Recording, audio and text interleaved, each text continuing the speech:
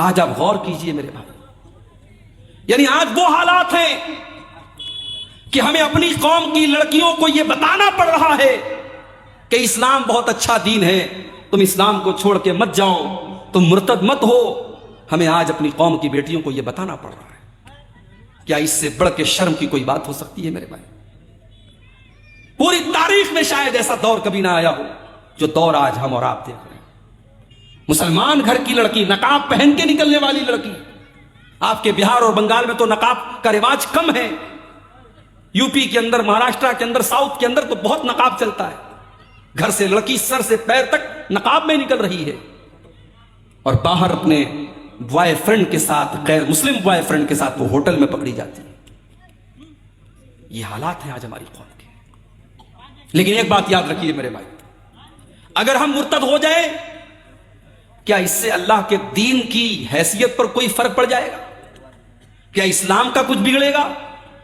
کیا نعوذ باللہ اللہ کا کچھ بگڑے گا؟ نہیں، اللہ کا کچھ نہیں بگڑے گا، اسلام کا کچھ نہیں بگڑے گا۔ ارے ہم سب مل کر کے اللہ کی عبادت کریں، نہ تو اللہ کا کوئی فائدہ کر سکتے ہیں اور نہ سب کافر ہو جائیں، مشرک ہو جائیں، اللہ کا کچھ بگاڑ سکتے ہیں۔ حدیث قدسی کے الفاظ ہیں، اللہ کے نبی فرماتے ہیں کہ اللہ تعالیٰ کہتا ہے، یا عبادی لو ان اولکم وآخرکم وانسکم وجنکم کانوا علی اتقى قلب رجل واحد منکم ما زاد فی ملکی شیئا۔ اے میرے بندو، سارے کے سارے انسان اور سارے کے سارے جنات، جتنے پہلے پیدا ہوئے جتنے بعد میں پیدا ہوئے، سب کے سب اگر متقی بن جائیں، پرہیزگار بن جائیں، اللہ سے ڈرنے والے بن جائیں، تب بھی میری حکومت میں کوئی بڑھوتری کرنے والے، کوئی اضافہ کرنے والے، کوئی زیادتی کرنے والے نہیں ہیں۔ اور اے میرے بندو، سارے کے سارے انسان اور سارے کے سارے جنات، پہلے کے لوگ اور بعد کے لوگ، سب کے سب اگر فاسق و فاجر ہو جائیں، اللہ کے نافرمان ہو جائیں، گنہگار ہو جائیں، ما نقص من ملکی شیئا، میری حکومت میں کوئی کمی آنے والی نہیں ہے، میری بادشاہت میں کوئی کمی آنے والی نہیں ہے۔ اللہ کی سلطنت میں کوئی کمی نہیں آئے گی میرے بھائی، اللہ کو کوئی فرق بھی نہیں پڑے گا۔ اگر ہم مرتد ہو گئے نا، اللہ دوسری قوم کو پیدا کر دے گا۔ اللہ نے فرمایا سورہ مائدہ کی آیت نمبر 54 میں، 54 نمبر کی آیت میں، یا ایھا الذین آمنوا، اے ایمان والو، من یرتد منکم عن دینہ، جو تم میں سے اسلام کو چھوڑ کر کے پلٹ جائے گا، جو مرتد ہو جائے گا، جو اسلام کو چھوڑ دے گا، فسوف یأتی اللہ بقوم یحبهم ویحبونہ، اللہ تعالیٰ ایسی قوم کو پیدا کرے گا جن سے اللہ محبت کرے گا اور وہ بھی اللہ سے محبت کریں گے۔ اذلۃ علی المؤمنین عزۃ علی الکافرین، وہ مومنوں کے اوپر بڑے نرم ہوں گے اور کافروں کے اوپر بڑے سخت ہوں گے۔ اللہ ایسی قوم کو پیدا کرے گا، یجاہدون فی سبیل اللہ، وہ اللہ کی راہ میں جہاد کریں گے، ولا یخافون لومۃ لائم، اور وہ کسی کی پرواہ نہیں کریں گے، کسی کے برا بھلا کہنے کی، کسی کی ملامت کرنے کی پرواہ نہیں کریں گے۔ اگر ہم مرتد ہو گئے، اللہ کو کوئی فرق نہیں پڑے گا۔ فرق پڑے گا تو ہمیں پڑے گا۔ جو انسان مرتد ہو جائے گا وہ دین سے بھی جائے گا اور دنیا سے بھی جائے گا۔ اگر اسلامی حکومت ہے تو مرتد کی سزا سزائے موت ہے۔ اللہ کے نبی فرماتے ہیں، صحیح بخاری کی روایت ہے، من بدل دینہ فاقتلوہ، اسلامی حکومت کے اندر اگر کوئی مسلمان مرتد ہو جائے، اس کی سزا سزائے موت ہے۔ اب کوئی کہہ سکتا ہے کہ صاحب آپ تو کہتے ہیں کہ اسلام میں بڑی آزادی ہے، اسلام میں رائے کی آزادی، اوپینین کی آزادی، عقیدے کی آزادی، کہاں آزادی ہے؟ اسلام تو کہہ رہا ہے اگر تم مرتد ہو گئے تو تمہاری گردن مار دی جائے گی۔ اسلام تو بڑا کٹر دین ہے۔ دیکھو، آزادی کی بھی ایک سیما ہوتی ہے۔ اسلام یہ کہتا ہے کہ اگر آپ اسلامی حکومت کے اندر غیر مسلم بن کے رہنا چاہتے ہیں، کوئی پرابلم نہیں۔ اسلامی حکومت کے اندر کوئی عیسائی ہے، کوئی یہودی ہے، کوئی ہندو ہے، کوئی کسی بھی مذہب کا ماننے والا ہے، کوئی پرابلم نہیں۔ لیکن ہاں، اسلام یہ کہتا ہے کہ جب آپ نے اسلام قبول کر لیا، جب آپ اسلام کے دائرے کے اندر آ گئے، تو اب سوچ سمجھ کر کے آئیے۔ اب آنے کے بعد آپ کو ریٹرن جانے کی اجازت نہیں۔ یہ سیکیورٹی کا مسئلہ ہے۔ اگر اسلام اس کو بھی آزاد کر دے گا تو اسلام کی سیکیورٹی، اسلامی حکومت کی سیکیورٹی خطرے میں پڑ جائے گی۔ اس لیے اسلام نے یہ کہا کہ اگر کوئی اب کسی مذہب پر چلنا چاہتا ہے آزادی ہے، لا اکراہ فی الدین، اسلام کے اندر دین کے معاملے میں کوئی زور زبردستی نہیں ہے، مگر جب اسلام کے اندر آ گئے اب اگر مرتد ہو گئے تو سزائے موت ملے گی۔ اسی لیے اللہ کے نبی فرماتے ہیں لا یحل دم امرئ مسلم الا باحدى ثلاث، جو بھی مسلمان ایک اللہ کی گواہی دیتا ہے اور جناب محمد رسول اللہ صلی اللہ علیہ وسلم کی رسالت کی گواہی دیتا ہے، اس کی جان لینا جائز نہیں ہے، اس کا قتل جائز نہیں ہے، اس کا خون جائز نہیں ہے، مگر تین حالتوں میں مسلمان کا خون جائز ہے۔ آپ نے فرمایا السیب الزانی، شادی شدہ مرد یا شادی شدہ عورت اگر زنا کر لے، شادی شدہ اگر زنا کر لے تو اسلام کے اندر سزائے موت ہے۔ دوسری چیز آپ نے فرمایا والنفس بالنفس، جان کے بدلے جان، اگر کسی نے کسی کو قتل کیا ہے تو بدلے میں قصاص میں اس کو بھی قتل کیا جائے گا۔ تیسری چیز والتارک لدینہ المفارق للجماع، اسلام کے اندر آنے کے بعد مسلمان اگر مرتد ہو جائے، دین کو چھوڑ دے، اسلام کو چھوڑ دے، اسلامی حکومت کے اندر اس کی سزائے موت ہے۔ اور یہ بھی یاد رکھیے آپ کہ جو مرتد ہو جائے وہ دنیا میں بھی نقصان اٹھائے گا۔ بیوی اگر مرتد ہو گئی شوہر کے ساتھ رشتہ ختم، شوہر مرتد ہو گیا بیوی کے ساتھ رشتہ ختم، بیٹا اگر مرتد ہو گیا باپ کی پراپرٹی کا وارث نہیں ہوگا۔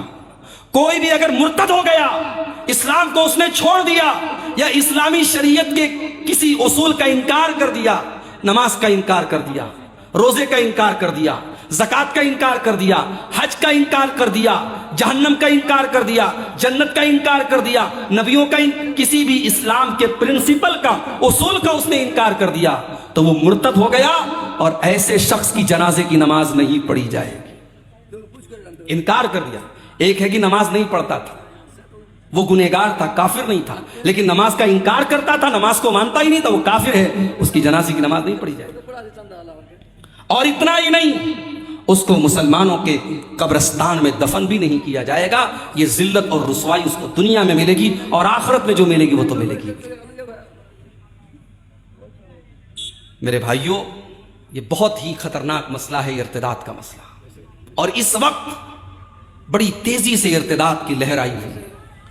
ہمارے وہ بچے اور بچیاں جو کالجوں میں پڑھتے ہیں، جو یونیورسٹیز میں پڑھتے ہیں، جہاں اسلام کی ان کو کوئی شکشا نہیں دی جاتی، دین کے نام پر انہیں کچھ نہیں سکھایا جاتا، وہاں وہ پڑھنے لکھنے کے بعد ان کا مائنڈ ڈائیورٹ ہونے لگتا ہے، ان کا دماغ گھومنے لگتا ہے، اور ایک بڑی سنکھیا میں نوجوان لڑکے اور لڑکیاں دین سے بیزار ہو چکے ہیں، دین سے دور ہو چکے ہیں، اور اسلام سے نفرت کرنے لگے ہیں، اور اسلام کے بارے میں الٹی سیدھی باتیں کرتے ہیں۔ یاد رکھو میرے بھائی، اگر آپ نے اسلام کے بارے میں کوئی اپشبد بولا، نبی کے بارے میں آپ نے کوئی غلط بات بولی، تو دنیا میں اس کا انجام بھگتنے کے لیے تیار رہیے گا۔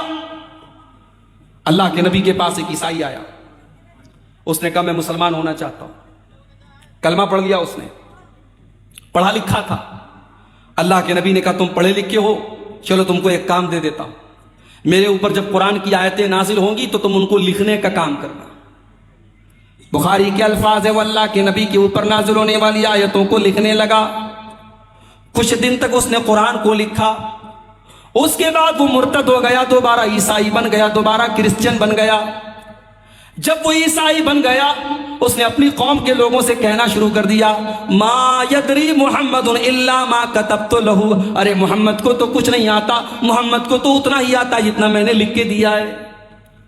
نعوذ باللہ، اس نے اللہ کے نبی کے اوپر یہ الزام لگایا کہ اللہ کے نبی کو کچھ نہیں آتا، اتنا ہی آتا ہے جتنا میں نے لکھ کے دیا ہے۔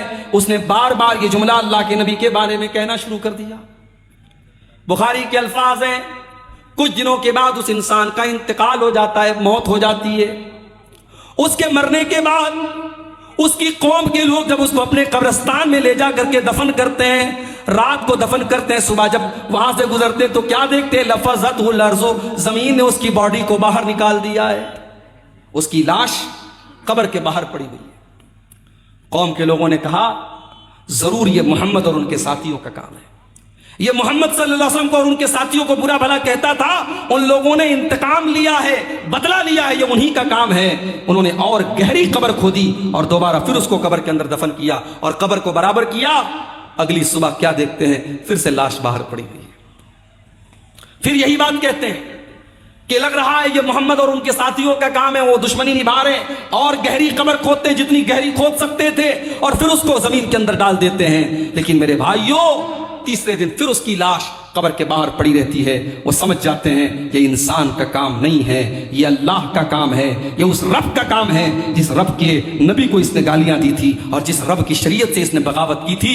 اس کی قوم کے لوگ پھر اس کو زمین میں دفناتے نہیں ہیں اور اس کو ویسے ہی پھینک کے چلے آتے ہیں۔ میرے پیارے ساتھیوں، نبی کا گستاخ، اسلام کا گستاخ، قرآن کا گستاخ جو آج گالیاں دے رہے ہیں قرآن کو اور نبی کو، آپ یقین رکھیے اللہ کا وعدہ ہے انا کفیناک المستہزئین، اے نبی آپ کا مذاق اڑانے والوں کے لیے ہم کافی ہیں۔ جو لوگ آج اسلام کا اور نبی کا مذاق اڑاتے ہیں وہ ایک نہ ایک دن یا تو ہدایت پائیں گے یا اپنے انجام کو پہنچیں گے۔ تو یہ بہت بڑا مسئلہ ہے آج ہماری قوم کی لڑکیوں کا۔ سب سے پہلی بات تو آپ یہی یاد رکھیے کہ کوئی بھی مسلمان مرد کسی کافر عورت سے شادی نہیں کر سکتا، اور کوئی مسلمان لڑکی کسی کافر مرد سے شادی نہیں کر سکتی۔ وہ نکاح ہوگا ہی نہیں، اگر وہ شادی کر بھی لے وہ زنا ہوگا۔